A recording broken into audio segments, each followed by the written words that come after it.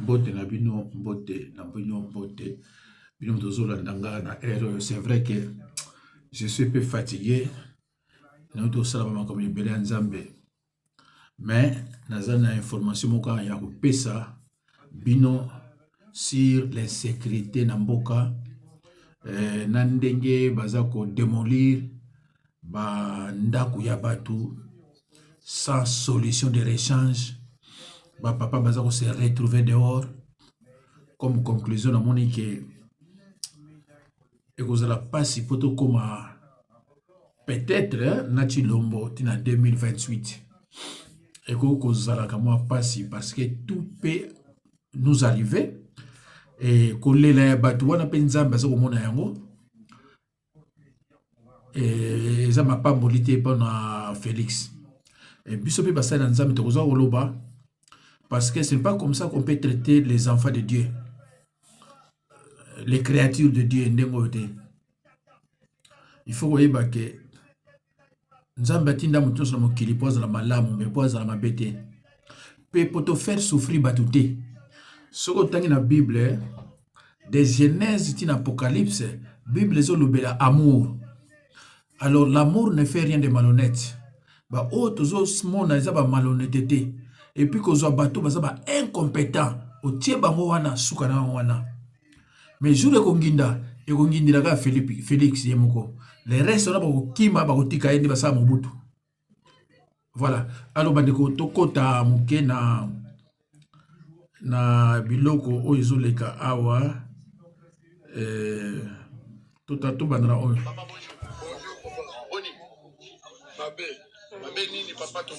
Namoni volume on dirait ça bien te. C'est vrai volume est bien te. Pourquoi? Namoni gouvernement ailleurs abuki donc ya motono gagné ozomona awa. Naza koko ya président de la République Chilombo. Okonaye koko président. Petit frère ya Kabeno oya boti Tshisekedi. Yebisa Tshisekedi azotala oli bosomo kala yebisa yi. Sikoyo yebisa tala munoko mboka ayoka yo makamba sali. Il fallait na loba lingana moto nyonso ayoka baba. Soko yoka. Loba lingana loba. Ngayo ozomona. Naza koko ya président de la République Chilombo wa Tshisekedi. Ngayinde petit frère ya Kabeno oya boti Tshisekedi Etienne Mukolo. Nazo na maison civile Banyati, numéro matricule. Ngana saleli président de la République, vous député national Namboujimal. Tolinga ki tokufo na nini na union ya boya Mboujimal na mama Marthe kasalo ayebingai. Mama mosi nanga oyo nde alambeli mama Marthe biloko ya kolia na Mboujimal. Mais talande na commission Chebangani Kasonga Lubumbula Joseph Wachitolo. Kasonga Lubumbula Joseph Wachitolo. Moko ni wakabena walusangu. Wabena Chitolo. Mais na stali 6 ans na maison civile bazo futangaite. Kopesa nga biloko ya kolia ezate. Président ayebi singa epambu mulomba lobby yo okozala na porte na ngai mukolo tokozo pouvoir. Ya solo na commune à porte na vandi 6 ans mais bazo futangate et pas ya chef Muleba na maison civile. OK, mais tele sikoyo moi mutuna papa comme moi mutuna papa ozaki na maison civile. OK, wana zaki ni oza kosala siko ndenge ni se retrouver awa na se ya bamanzanza boye basali yo nini baye kobuka sikoyo ndoko na ngai na senye ba soda batiki kaka banjete balobite papa vanda metolo ngula kaka siko babuki yo ona nini parce que ozana ni eloko nde nazana nyonso esiko ozoka ngondenge nini na somba kibe na mbongo na nga propre nga moko nde na somba ki nyonso kana na yo nyonso nazana siko baye babuki ngai siko na komi konalo libanda asoli fo président apesa nga place mususu ou bien mama Marthe apesa nga place mususu Navanda. Talandela nazola. Mule zote tangai. Moi message. Oui. Awa babuki kaka yote babuki quartier mobimba. Quartier mobimba. Tozolo ba pona batu nyonso. Siko yo eloko nyoko senga pona batu nyonso parce que ata bazo nisilo ndako no kovanda yo ko te na kabaka te siko yo moko. Yebisa siko moko ndamboka nini bakosala pona yo et puis na bandeko nyonso ya quartier oyo. Est-ce que ndenge balobi ke biso totonga awa tozala mikala te ya solo to ya lukuta Eza ya lukuta. ya lukuta siko yebisa message pa mokonzi mboka ata na chiluba ayoka yo yebisa po na quartier oyo nini basali biso papa Njinga bila tumwaji tu Chilombo wa Chisekedi. Bukalenga ka tubanga ta wa chinyangu to. Tubanga to bukalenga wa jitalala. amen Yeye chiboina.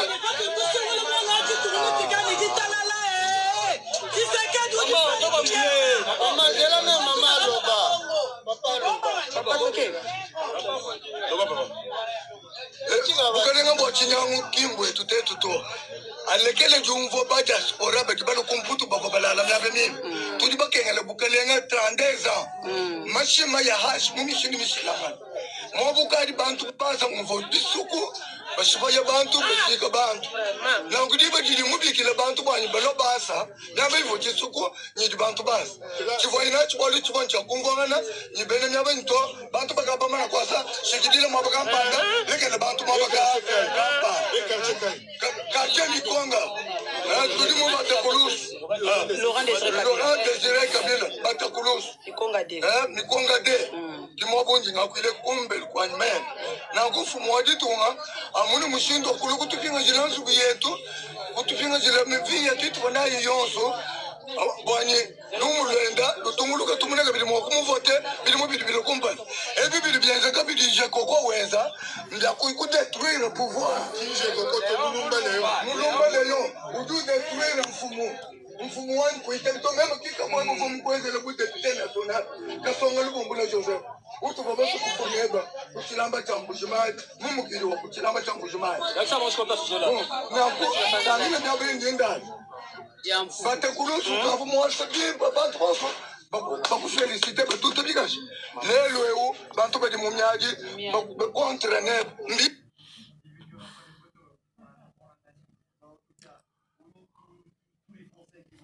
namoni oyo eza mokuse parce que oyo nazwi nango na mwasi na ye mpe alobaki mwasi oyo alambelaki mama Marte na Mbujimai ndeko bandeko selon ba déclaration ya papa oyo aza leki ya papa ya Chilombo ndeko nanga nayebi te soki ozomona niveau ya mitema soki leki ya papa ya Chilombo bazo traité ye boye asali na maison civile 6 ans impayé ba papa bato bavandi na bana mboka voilà fédéralisme bolamu na yango soki fédéralisme ezalaki papa akolala libanda te parce que aza akozala na mboka na ye na Mbujimai pa eza na bakoko na ye bandeko na ye banani tout ça mais lokola Chilombo azwi pouvoir batiki mboka baye awa bazo souffrir mais soki fédéralisme alaki alinga kotika mboka na ye te alinga kovanda kuna balinga kotala problème na ye eza nini. Voilà bolamu ya fédéralisme ya mwana. Mais bandeko, bolanda ka phrase na yebisa bino. Na ba bino nyonso muluba na mwasi. Na muluba yomba na muluba ya mwasi. Muto azana cœur d'amour et de compassion azate. Bomoni cœur ya mama Marthe envers papa oyo na mwasi na ye. Est-ce que bomoni cœur ya Chilombo et pas papa leki na ye na Kingandi tant mutaza mokonzi tant bayoke o tata leki na ye me bat fo banga me baké ba démolir ndaku na ye il se retrouve dehors pas seulement lui mais sa femme ses enfants et d'autres personnes de la famille élargie. Quelle souffrance. Alors, batu ya ndenge wana baza ko traiter propre batu na bango ndenge wana. Bongo siko bino. Bino bakinoa mutu baye kokuta bino na kini. Ba traiter bino ndenge ni. Alors, mes chers amis, tangu papa oazo lela. Aza papa ya famille. Yebake Félix a musikate. Pas seulement papa oyo population eza kolela. A musikate. Soit comme en 2028, c'est une chance. Mais dépasser 2028, soit Zaka Kawana, RDC et Kozala, ma bé. Dans le lobby, ma bé. Parce que pour le moment, Batouaza pourrier. Kaka Balouba, mais Balouba peut nous sauter. Donc, 5 ou bien 10%, moins de 15%, Baza pourrier. Mais le reste, et le côté. Bandeko, ata mboka ezalaka na pasi. Mboka ata ezalaka na pasi. Mais oyo eleki. Oyo eleki. Tokozongi la on lisusu ya po na mama na so akoloba. Mais si ko totala nani moluba lisusu oyo aloba na biso ke pouvoir na biso eza pouvoir baluba. Oyo azaka na sengo. Mais bokotala vraiment lelo ndenge ya bandi ko traiter Chilombo. Hein? C'est que Miss Mac. Beaucoup d'informations. Nana kanda na tongo. Oui. Quand vous humiliez une femme, attendez-vous à des revers. Soit elle tombe en dépression, soit elle prend sur elle, et puis c'est la résilience.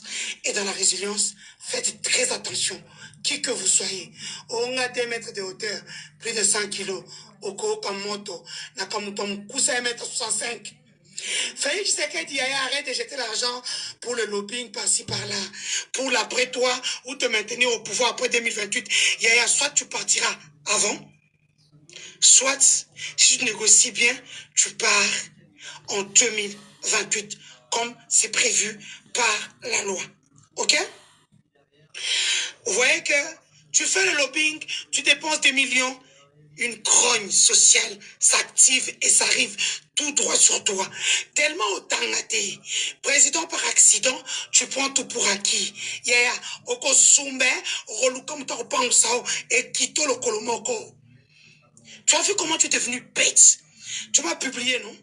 Tu es incapable de reconnaître que c'est toi, Tama Kisengi, un enfant qui a grandi dans la jupe de sa mère, mais qui ne sait pas respecter le sexe des mères des autres femmes. Yo, Osukama Benelio Awa.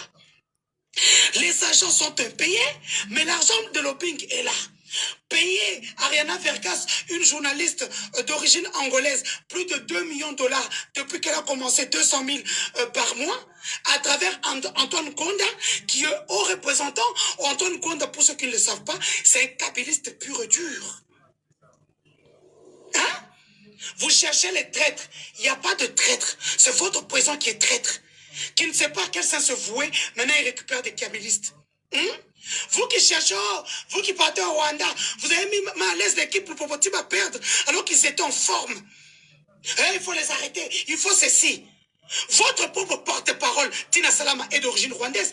Loin de moi, le fait de dire que nous, comme ça, rwandais, non.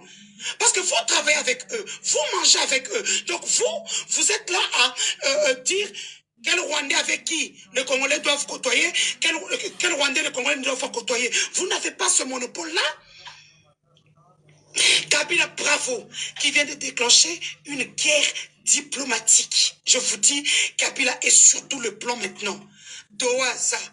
Vous venez de voir, il vient d'être reçu par Obasanjo, qui était avec Félix, qui lui a dit Keba Mouana. Ozoï peut-être chance, mais là, Ozoï Samboa. Quand Félix, tu as manqué la mission de sécuriser ton peuple.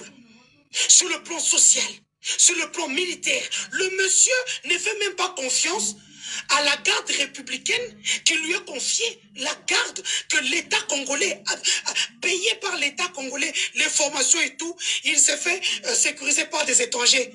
Parce qu'il n'a même pas confiance en ses propres compatriotes. Allez-y comprendre votre président. Et toi, tu vas venir nous dire, nous, toi c'est là, yo foutu les hommes en bas pour ma biso. Toi c'est sécurisé par ma Rwandais, toi yé pour te dire que ah ando bangaka, ah ande suite fait na yo, o kokawate, kisengi. Bandeko, et si l'ité mena monito suki sa wana, Maman Oyo, et vous les connaissez tous, hein? Maman Oyo na Oganga, pouvoir na biso ya baluba, pouvoir na biso ya baluba. Lelo Maman Oyo abaniko benga Chilombo Kizengi. C'est grave, hein? Mais bandeko, il faut respect ya mutu ezalaka. Soko zo loba, ça va. Mais soko bandiko finga eko madame te. Soko zo loba na yoko, ça va. Mais soko zo finga eza madame te. Na tiango pourquoi? Po ba mona mutu oyo abebisa honneur ya baluba. Oyo aloba ba n'importe quoi pour baluba contre le peuple congolais.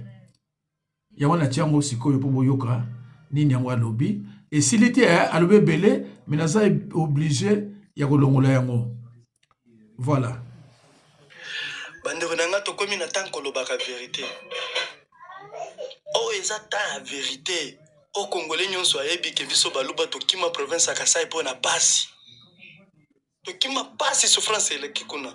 Maintenant to se retrouver na Kinshasa, to se retrouver na Katanga, Kolwezi, Likasi, Kasumbalesa, to mi kotisi na ba parti politique.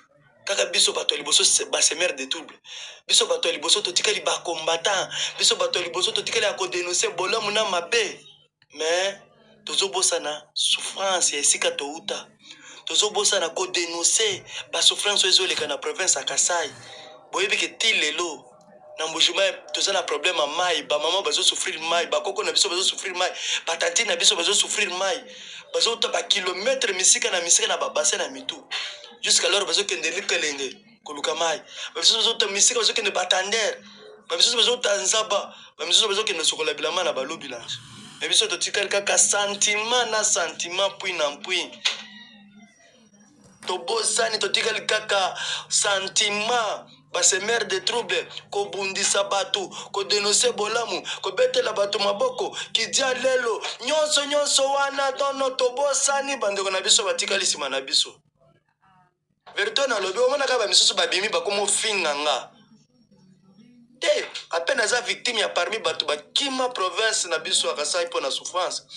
Naza pe parmi batu wana. Nathalie la kibino longtemps. Namoni bozolo ba makambo ngote. Botikela na bino ka kidiba. Réseau zaka ke nyose za Congo. Te batu na batu bazana origine na bango. Batu na batu bazana origine na bango papa. Eza ni no juste. Un exemple la carte d'électeur non? To tika ba biloko to sala sentiment wana. Pasteur Gilio lobelaka Congo mobimba. C'est que na chombo na oba passe ezoleka kuna ou bien oza tana ba connaissance ya bato une souffrance ezoleka kuna te. Ti lelo jusqu'alors tozaka na tako souffrir mai. Quand est-ce que makambo mai gosilaka? To botemi to kuti likambo mai.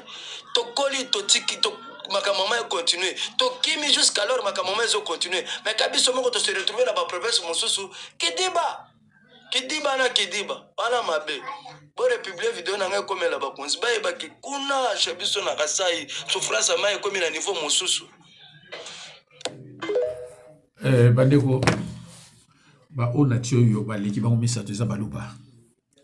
Bandeko ce qui yo lobi nanga nazo confondre tribalisme na fédéralisme c'est que landi vidéo ngo bien te ou bien oyebinga pe bien te.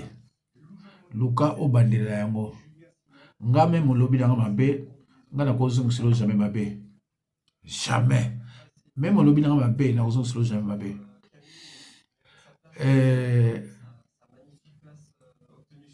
Montou soka sur le fédéralisme était ce qui ne comprend rien. Alors soka so comprendre rien, c'est grave.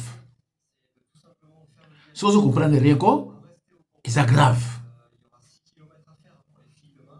eza mawa ndeko nalobaki l'unitarisme favorise le tribalisme so comprendre le français wana elakisi ke naza ko distinguer très bien fédéralisme na ki tribalisme oyo eza na RDC oyo ayebi yango te nani baluba ba tribaliste oyo ayebi yango te aza nani soki oyo ayebi yango te tala ba nomination ya Tshilombo okoyeba mais fédéralisme eza eloko mosusu fédéralisme même pas eza kuna eza bino na bino bokobongisa 80% ya bato bazolia na unitarisme rien neti kele lelo na bakongo bato mayele na RDC za banani tokende epai tozonga epai selo mundele moto mayele na RDC za nani eza mokongo nakoko kodémontrer ngo na banda mpe kodémontrer ngo na RDC moto mayele o Belge ayebi eza mokongo tala banda 60 mokongo azalaka premier ministre te banda 65 mokongo azalaka président te ape premier ministre te bomoni pa mboka kei mboka pa ekei bomoni ngo bino moko bato nyonso baleki sauf mokongo bomoni pa mboka kei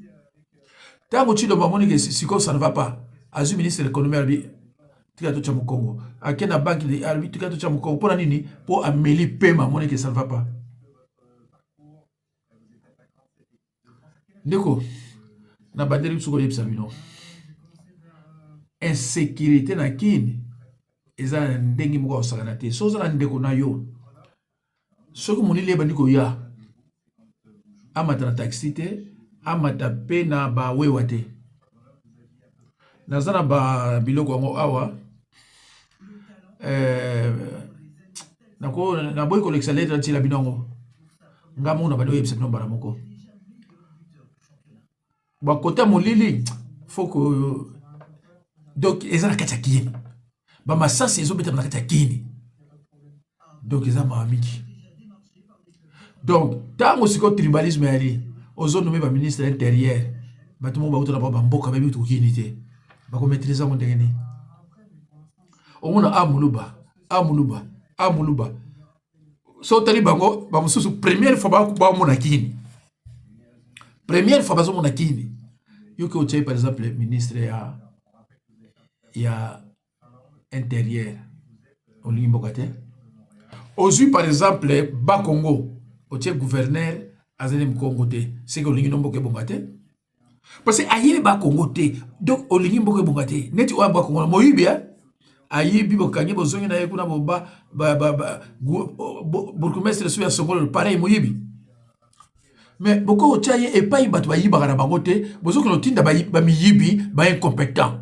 oza na biso mokili ebonga te na ntango ya nini ba 45 ti ba 65 plus même soko ozoleka na rai okolokuta bakoma nzila ntiku ozoleka na rai so bakomi défense 2 na se bakoma nzila ntiku pour vous dire que na kini kikongo mutu bana loba makuna balango boyela bato wana o swahili chilubo e bana loba makuna te na kini lo bana loba makuna français na kikongo soko tuni tata na moko ayaka na ba avant 65 soko ayebi yango oyebisa onga na za koloba parce que akosaka te bakoma pena nzila ntiku jamais to bana na barikani soki nani non nzila ntiku to mundela yebike naza ko travailler na bato moko oyo baza ba évoluer bakongo etonda na ba évoluer yozo tinda ba barbare bakoma ba konzi ya ba évoluer depuis quand muluba azali mayele koleka mukongo depuis quand botala kaka Gérard Kasavubu botala ya Kabila les deux Kabila botala ya Tshilombo botala ya Mobutu par rapport ya Kasavubu bozalaka clair bozalaka juste bolingaka te ke ozoloba pona fanatisme ba ki tribalisme comme ça on tout dingue comme ça on zoba bozala ba comparaison wana tango ya Kasavubu tango ya Mobutu tango ya Laurent Désiré Kabila tango ya Joseph Kabila na tango ya Tshilombo y a pas photo mais y a pas photo tango ya Kasavubu ata mutu kolomoko te toyeba ko mutu aza muyipi oh à part Lumumba oh mutu yaza balado biloko wana existaka te toyeba balado Mobutu tango aye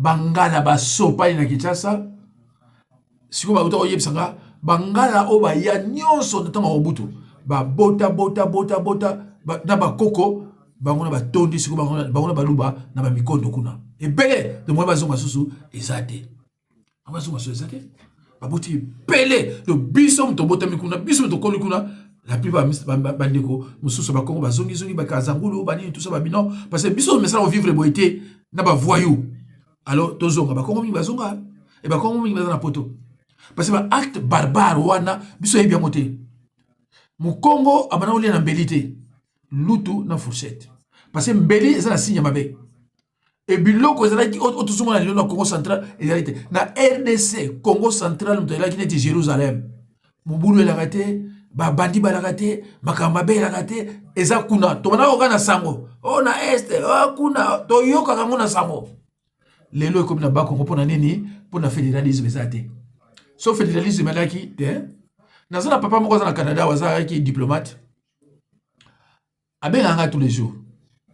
Yo, pardon, tous les jours, tu n'exagères. Souvent. Souvent, benga, ah, mukoko mundere. Azam tabanyema. Abi, biso to yeko tanga na université na Kinshasa. Tango to silisi. Ba yebisio, bozu ba diplôme na bino, allez bozonga pa na bino kuna, vous allez travailler là-bas. Ici, c'est pour le Bas-Congo. Alors, bilanga on l'a soit. Abi, allez-y travailler chez vous. Ces jours na bino a ici. Voilà. Sikoyo, autant dit, namoni elo moko wa Eliezer azo kita l'avion, Eliezer azo kende côté moko azo pesa azo lo basoda so nini ngabita na mwana so boke bate akoma même président. Mutu azali na Uganda photographe. Aye na RDC, pa tata ne bakoko ne bazalaka te. Comme preuve bakanka ye, ata mutu mwa bimaka te. Photographe akuti ba kino ya mayele ba commissaire député lelo ba commissaire ministre ba classe malonga tanga ezate mboka ba intellectuel ozoma biloko ndengwana elingi ko lakisa ke Félix tem ta nomeye eza biloko ba corps a titio na yo a nomeye ya bomoni Eliezer tango ba nomaka été. Il a déclaré, mais n'est-ce pas comment bimiter, n'est-ce pas comment bimiter. Et c'est aussi un caméléon de Salama. Mon temps qui nous dirait, n'est-ce pas nommé gâté. Et après, bah, il nommé. Souminia, Félix doit nommer été. Et ça, il y a un corps. Tu ndeko, tu as un caméléon de ton premier ministre. Le coup, l'autre était, a tiré sur mon amotion. L'un qui n'a pas propre, Aza, moi, si a joué. Leki na ye moluba aza mwasi ya jouer. Alors Souminia aza mutu PPRD. Bino biso za bato to zaka bato ya ba rance. Hein? Ya ba service de renseignement. Tango lobi na yo akocha tembete. Souminia aza mutu ya PPRD. PPRD za ya nani? Ya Kabila. Na ba koro wana babite tira biso ye. To yokaraka tira biso ye. Lula kamera botiete tira biso ye. Ale boko so ba mukaza mu Congo. Nebo koseki bango na Olive Lembe. Songa na zolo balikambo. Sozo cha tembe oyebinga te. Ba o ba yebinga ba chaka tembe te. Do songa na lobby oko kita oko mata. Peut-être après ma mort on va ah pasteur on va raison. De moi mon gars yebsenga ah papa ça la livre de makama lumumba. Peut-être na yebsa biloko yaki moyibi. Makoma dépendance à ibaki amote. Croyez-moi. So croire na ote talio.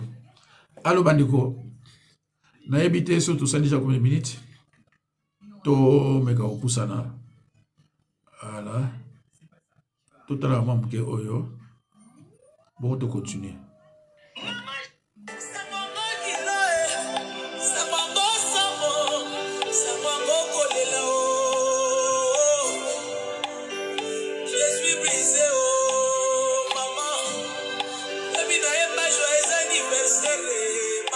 Wana to comme na masina.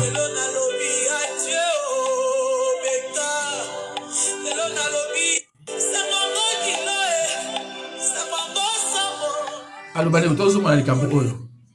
Au monde lorsque vous travaillez avec des néophytes, Comment pouvez-vous démolir les maisons?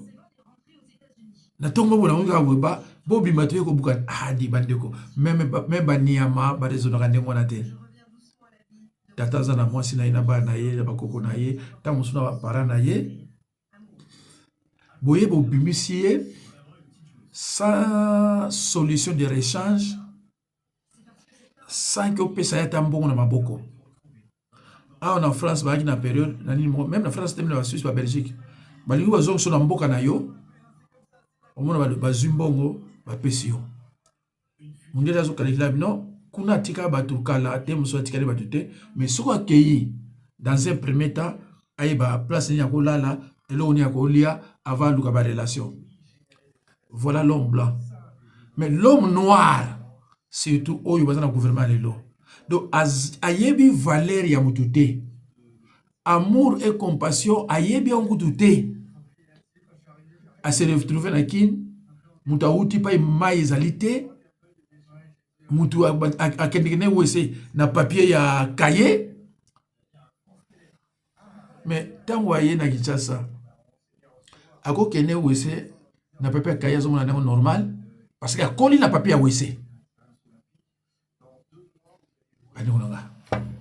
bandi kolanga ya pasi ya na bina bino soki Chilombo akomi na 2028 vous avez la chance mais soit komi kuna abani ko leka mobule ko bima ko sakana te parce que ba nanga basali armée moko ya bato belé armée wana po suka na nzela te tocha oyo moke du pays, expliquez-nous.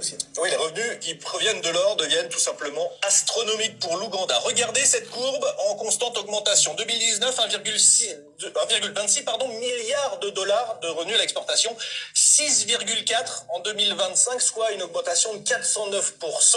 Chiffre impressionnant dû évidemment, vous le savez Patrice, à l'explosion du prix du minerai, l'or qui est au-dessus de 5 000 $ l'once. Et surtout, pour l'Ouganda, ça représente 47% des revenus d'exportation. C'est loin devant le café ou le cacao, qui était très élevé jusqu'alors. Alors, l'Ouganda est-il devenu un producteur massif? C'est la question. Pas vraiment. Ouais, de façon assez surprenante, on va le voir lors d'un récent forum économique, eh bien, le gouverneur adjoint de la Banque centrale l'avoue. Il se peut qu'il ne soit pas à nous, cet or. Alors, à qui est-il? Eh bien, l'Ouganda, qui n'a pas développé des dizaines de mines sur son territoire en quelques années, il profite tout simplement du trafic dans les pays voisins. Comme les pays voisins, comme la République démocratique du Congo. Absolument. En effet, regardez la réaction du ministre de l'économie de la RDC quand il a lu les propos du banquier ougandais. Question ironique, entre guillemets. À qui est cet or? C'est à eux, aux Congolais. On va regarder la carte pour mieux comprendre, Patrice, ce qu'on peut appeler une économie de prédation qui finance directement le chaos armé dans cette région de RDC. La RDC a une frontière avec l'Ouganda sur les zones de l'Ituri du Nord Kivu. Ce sont des zones aurifères majeures avec des mines artisanales et surtout beaucoup de groupes armés. Codeco, ADF, Zaïre, d'autres milices aussi, et puis les armées régulières, les FRDC et l'UPDF, qui est donc l'armée ougandaise chargée depuis 2021 de lutter contre les djihadistes de l'ADF, et l'UPDF qui est accusé d'ailleurs par l'ONU de soutenir le M23. Une région en plein chaos sécuritaire depuis des années avec des frontières poreuses. Eh bien, ce sont des conditions idéales pour les trafics et celui de l'or est en pleine expansion. Alors, on comprend bien, Simon, que la RDC n'en profite pas, mais le peuple ougandais non plus. Oui, absolument. L'État congolais, donc, qui est spolié par ce trafic illégal, trafic qui empêche l'État congolais d'avoir un revenu issu de l'or et donc qui pourrait être reversé en faveur de la population. Mais le peuple ougandais n'en profite pas non plus, parce que seulement 200 millions de dollars qui sont officiellement issus de l'or restent en Ouganda. Tout le reste sert à payer les intermédiaires, ceux qui font entrer l'or dans le pays. Donc en grande partie, les trafiquants et les groupes armés, eux, en profitent à coup sûr. L'Ouganda est donc seulement un carrefour de transit de l'or. Et c'est bien le problème de l'Ouganda qui est aussi le problème de beaucoup de pays producteurs d'or en Afrique. Le précieux minerai, en fait, qui n'est pas transformé sur place, donc pas valorisé, il s'enfuit toujours. Vers où? Eh bien, pratiquement toujours vers le plus grand marché de l'or du monde, c'est Dubaï, aux Émirats Arabes Unis.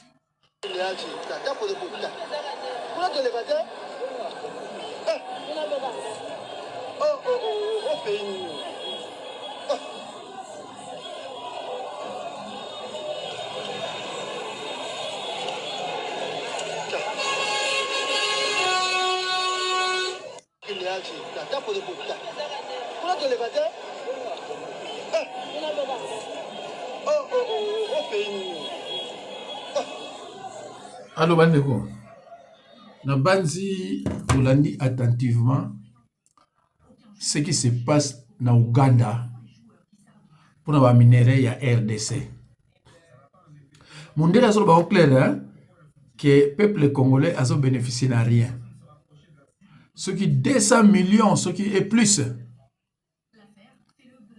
Balobi le Rwanda un carrefour de transit. Bandeko. Au lieu yo okorijaganga landaka ba information ozo ko yoka awa. Donc ba otalango ba ministre mso akitsa banani ba obenganga ba bime pastor yo soka biloko wapi. Nazo ebisa bino ngai YouTube afutaka ngate. Soko za na YouTuber a webisa yo. Bomoni na chaka biloko yo. Soko eleki 30 secondes ba futa wote. Soko ga eloko moko glisser awa eleki 30 secondes ba futa wote. Nga bana bata même un euro ya YouTube na zoate. Na sala yango service ya RDC. Andi bala mawa? Eza mawa? Mawa ya mawa. Duba mindele ba mona biso tile lo, toza pita ba makaku. Tala eloko to yebi yango yo, ha? Botala eloko to yebi.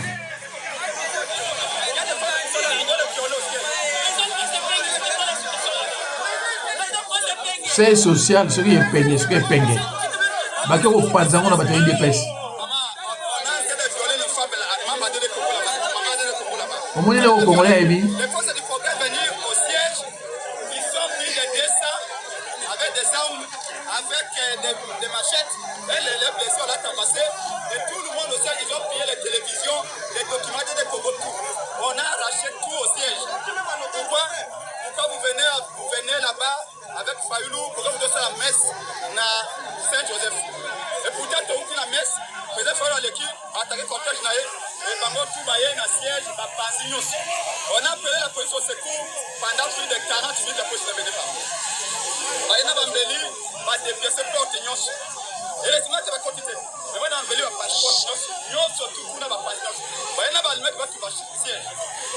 Et les images, après 40 minutes, police et quand on est venu m'évacuer, ils sont venus barrer même un zélan, ma bande nyonso babi. Il faut avoir pour mandaï. Il y a des femmes, maman Scarine qui est là-bas, Bernadette Telo qui est là. Tous sont là-bas, à ce moment peut-être on a été violé. Ils ont cassé tout, il y a des télévisions, des documents, tout. Même la chaîne de comment ils ont tout fait là-bas. Est-ce que ça c'est normal ça? Ça c'est progrès. Alors que tout le dialogue, alors que tout le va éviter, et j'appelle les Jacquemins d'envoyer sa police là-bas. Au lieu de violer le maman de Congo là-bas. Parce que tant qu'on va bimer Singaï, on va acquérir courage, Batimi Nangaï, mais les restes là-bas. Et puis, Bango, tout va se faire à siège. Force du programme, ils ont triomphé. Il y a les milices, ils ont une armée, une milice. Ils ont triomphé. En face, il y a MSC, la force du programme. On a déjà dit, il faut qu'on démantèle Bango. Déjà, il y a 2 mois, force du programme. Et est-ce que tu as un siège? Il y a d'autres locataires dans ce moment. En ce moment, on ne sait pas si le locataire n'a pas de. Est-ce que ça c'est normal ça? On était dans notre propre siège. Je vous dirai manifestation. Alors, est-ce qu'il faut qu'on te fasse ça, mon boulot, dans votre absolument? Comment on va réveiller absolument pour dire que toi, tu passes ta banque?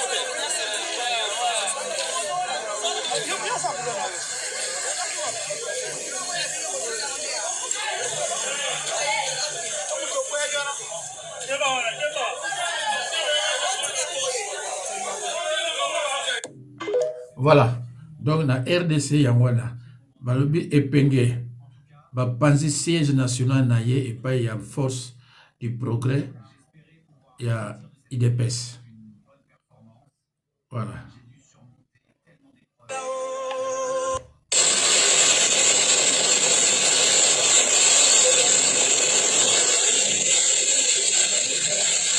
Peuple congolais, congolais et congolaises. Nasaye koyebisa bino boye lelo ezali mokolo ya le 17 février 2026 naza kodirige message na citoyen Tshisekedi Tshilombo. Citoyen Tshisekedi nalingi koyebisa boye la tradition na biso ya babantu soki omoni moto atelemi na se ya plante na se ya nzete aza kotala ngomba te aza kotala boye eza na signification na yango. Nayebisaki bino ezali na bato ya lokuta na mokili pe na Congo koleka baluba ya IDPS bazali te. Kabila kufi wana nani wana Kabila te ezali mawa mingi me naza kogarantiri bino boye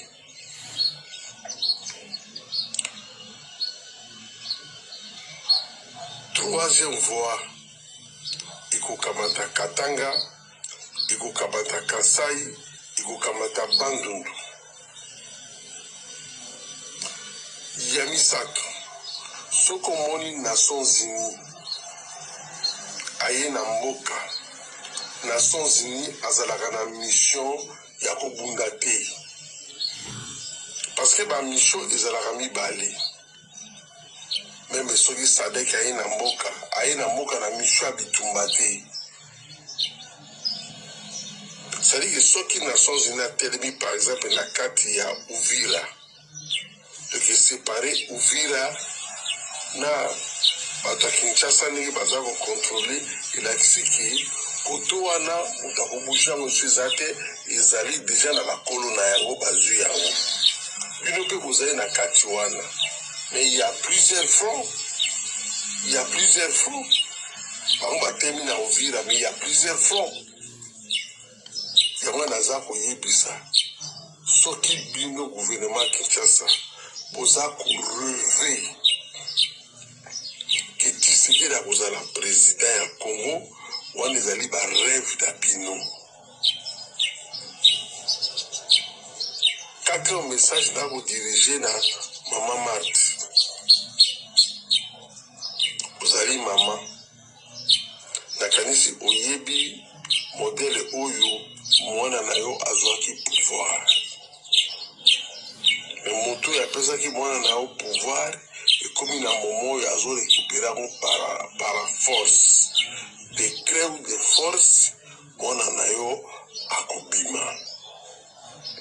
Conseiller mwana na yo akamata mwasi na ye na bana na ye abima lokola esika ebongisami deja na Dubai.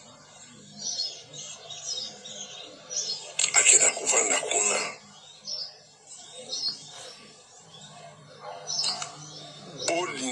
Bolinga te changement eza kosalema na Congo ezali changement militaire.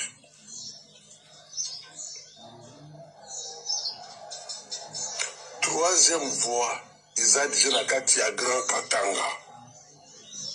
Nazo confirmer bino et puis ba gens na bino ya renseignement ya Katanga bayebi. Mais bakokozwa accès ya kokoma kuna te. So bakomi kuna bakoboma bango. Ba gens na bino o bato ya Demiap aner ya Katanga bayebi. Bayebi troisième voie eza na kati ya Grand Katanga. Bayebi be place bazali. Mais baza na pouvoir ya kokoma kuna te. Yango wana naza koinsiste koyebisa bino Grand Katanga eza kotombe.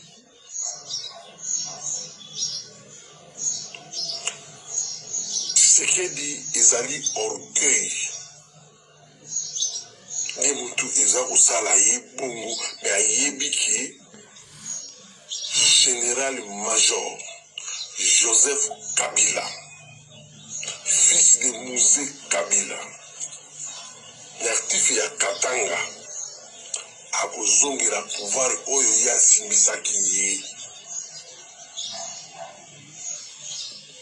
Ezosonga na famille politique na ye ya FCC.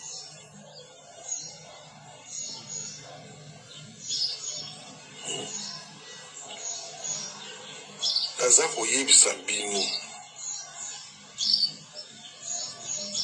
mosalo ya renseignement osakanaka nango te. Grand prêtre ya mosala na baza na Congo mpe baza vivant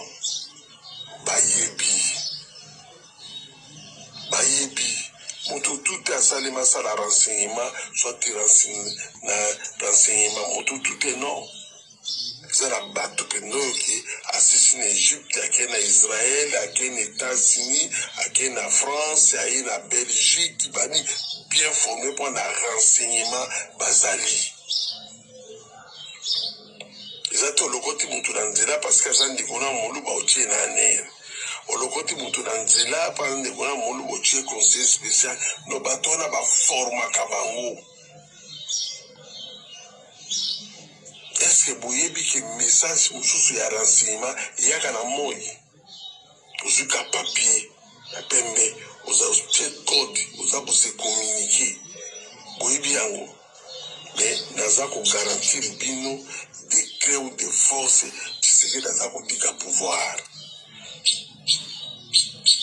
Tshisekedi aza kotika pouvoir borevete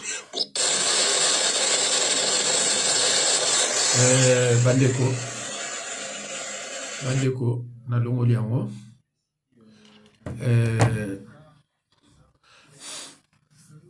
nga nayebisaki bino ekoki kozala avant 2028 c'est tout comme après 2028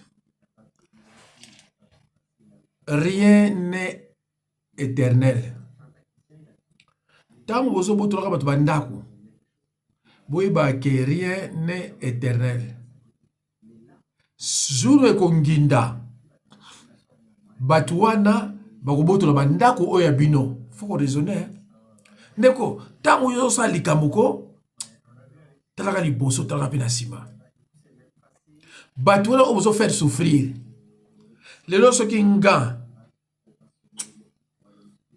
ntango mosusu mwasi noka bana na yo bakozala malamu te me ngai nayebisi bino bolinga te pouvoir Tshisekedi asignaki mandat il y a 2 ans. Il n'y aura pas 3 mandats. Ça, je vous l'affirme. Il n'y aura pas 3 mandats. Soit il y a 3 mandats dans ma casse, place où on a vraiment Kinshasa et Kobeba. Kinshasa et Kobeba, Erwana, Bananga va pouvoir ya attaquer. Il y a un dans un épisode qui va faire ba divorce, ba politique.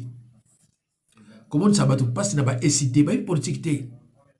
Pouvoir et kozala na kla ya Chilombo soit na bato bazako ya bino ba fayulu ça c'est fini et l'homme ça va pour la binote bozo pour ça ba SD partout pour SD sani bozo ba mona dictateur na Afrique ba longole na pona ba parti politique te dictateur ba longola ke na dictateur ba longola ke na mobulu na masasi. Allô bandeko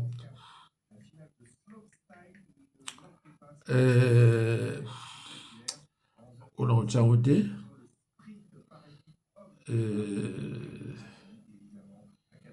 on a moni au penatchaki yango déjà lobby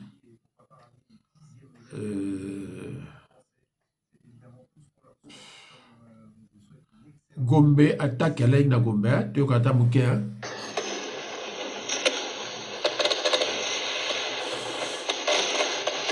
wana kati ya Kisasa na Gombe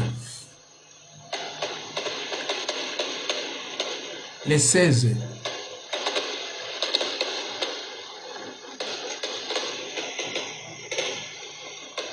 masasi ezobetama toyebi te soki nini eza kuna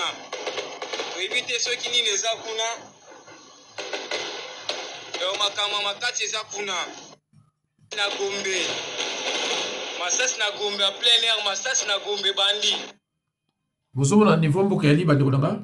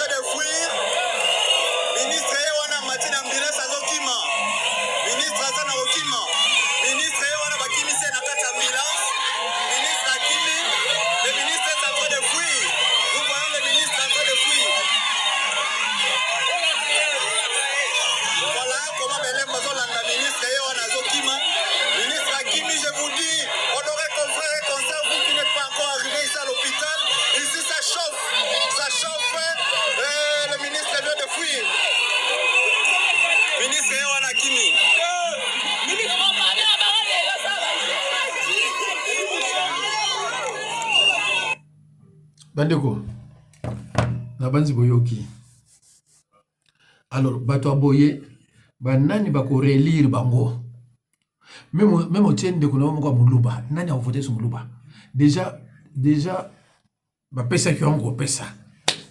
Parce que un vrai Congolais a ko élire muluba te. Un vrai Congolais oebi muluba a ko élire muluba te. Donc, ce qui vraiment, parce que vous allez dire, pouvoir oyo perdre yango, il faut que vous ayez ti RDC, ti mokile ko kufa, muluba oliga asuste. Il y a un tozo aider bino na fédéralisme. Parce que pour na oleka président kini yo muluba, c'est fini. Il y a un quand on parle, il y a fédéralisme, et ça pour un peu ko aider bino. C'est-à-dire vous faites pas la bino, aux la président par la bino kuna, aux ministres par la bino. Minakini dala bazui ba pakajuma pako boaka bango koto hôpital do makele les akuna ko sakana te za entretien mo sele bazui ba pakajuma musu bako boaka bango pa ya bana classe bazali bazala place ko la te bazo kota tina be col tina tala désordre mutache désordre nani l'état mutache désordre nani l'état ndeko. Parce que on nommé incompétent. Ce qu'on t'a dit, nyoso. O ba osana wana. Baluba. Bangala, banani. Surtout mukoko kutolingiete, mukoko liko santiriete. Mutu amayele, muliko santiriete. Et passe. Annoncé, nous assistons déjà au début des actions au sein de l'hôpital général de référence de Ginkole. Nous sommes ici la presse de l'hôpital général de référence de Ginkole pour prendre les images.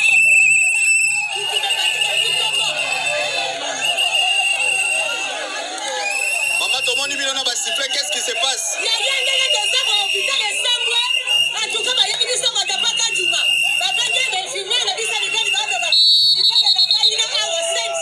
Oh, là c'est trop fort.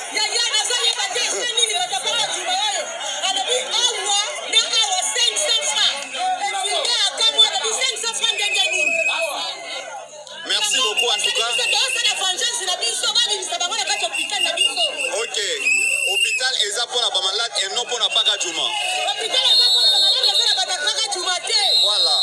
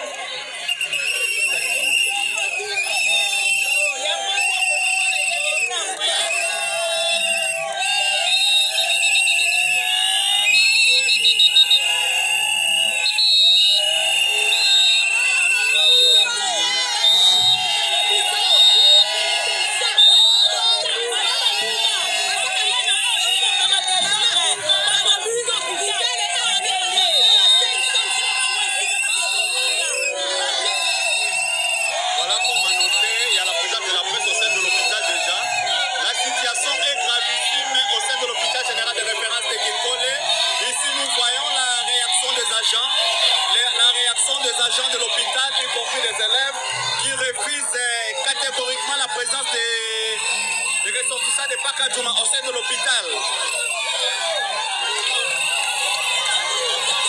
Bakenda.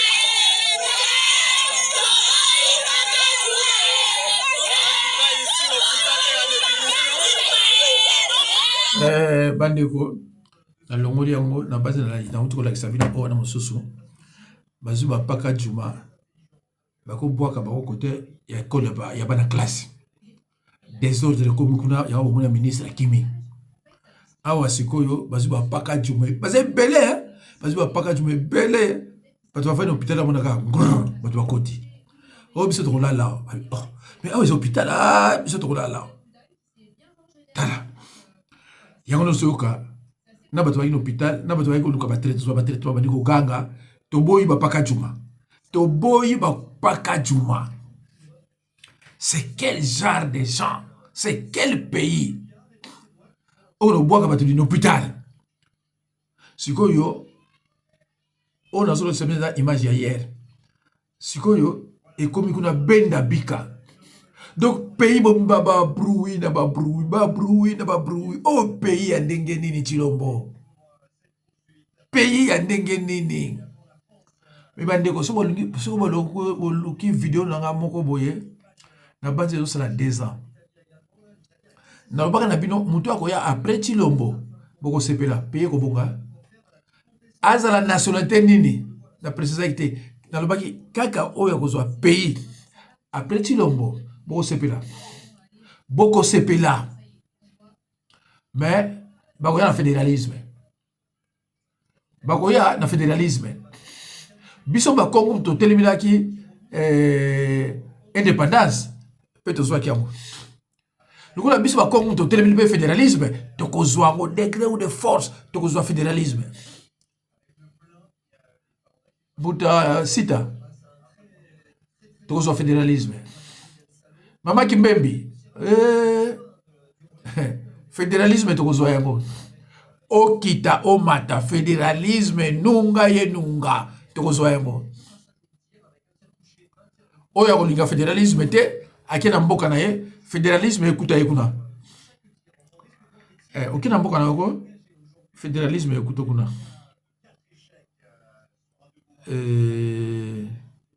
non il y était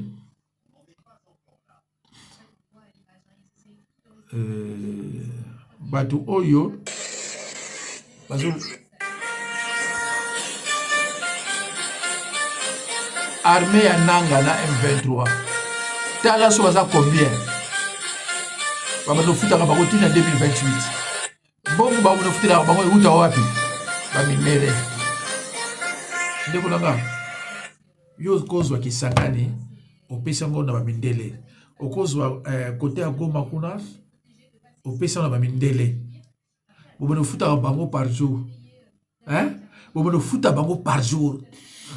Mais pour balongo asikoyo ça facilité pour bakoti mais pour bo déloger bango ba kende place c'est un problème voilà donc bongo boko futi la ba congolais bo bengi si ba mindele bo futi la bango pour peuple à souffrir pour que kana ko se maintenir na pouvoir mais ba ndiko nga pays eza ya yote pays eza ya mutu nyonso tango komi wana okomi kaka olingi susu diko ba mundele osale confiance o memi na boka na yo o vandi c'est pas minéré ali mais a aucun des soutien et comme il a 5 à 10 ans et comme il a 5 à 10 ans bandeko en tout cas na lembi na chata oyo toute la ambitieuse.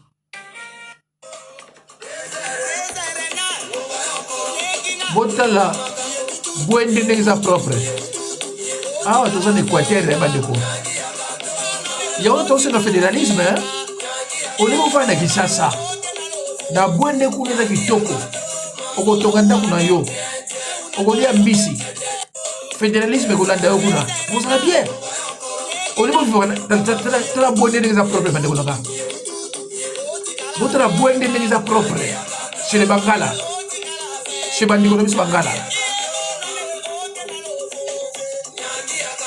mai be bwana watu baliaka bien watu baliaka bien bwende ville moko productive eza ko produire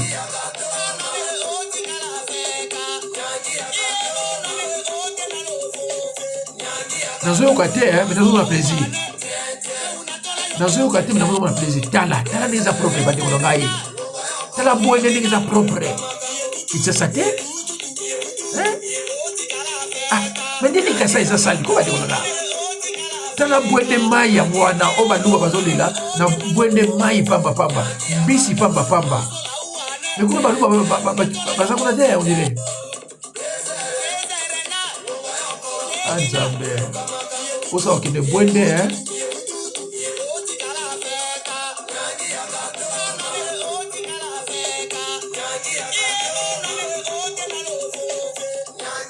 bandeko nanga nakoyebisa bino ndenge nini Kasai na Équateur, il n'y a pas photo. Hein? Il n'y a pas photo. Momoni Bwende, c'est-à-dire basi na mibali baza propre, maïza wana. Baza na posa mbisi, maïza wana. Et nani Kasai, Bushima il faut que nous maï musika, mais mungala so ngo sokola yewana. Et puis momoni za propriété hein? Omoni eza propre Bwende. Na comme na posa se ma vieux kende kuna na kina vacances na Bwende. Na yebi que na enfant na santé na sanga l'aise. Na ko so ndombo na kina ko péché na sanga l'aise. Donc mon gars so ba quelque part ça a raison parce que pas ya outita là. Mais bino siko. Ya mon gars so le bino fédéralisme a comme on normal. Mais ya bangani solo bine fédéralisme azoma tia kufa que d'autres na bona mwana ndenge bavandi kuna peme na mai bazoli ya bambisi rien n'est éternel et aussi là ba biso papa to côté le fédéralisme hein et ça dit comme on l'élaté ba bino OK ne chez yo on est là pourquoi parce que ba bino dit que n'est pas na yo on est là pourquoi que n'est pas na yo pas ipondo ezate to lugani to ça pour tirer no mai. Voilà. Bandeko, ma image est belle. Mina lembi. Tala musala on pour Nabino. Na lembi. Merci beaucoup, Nzamba Zanabino.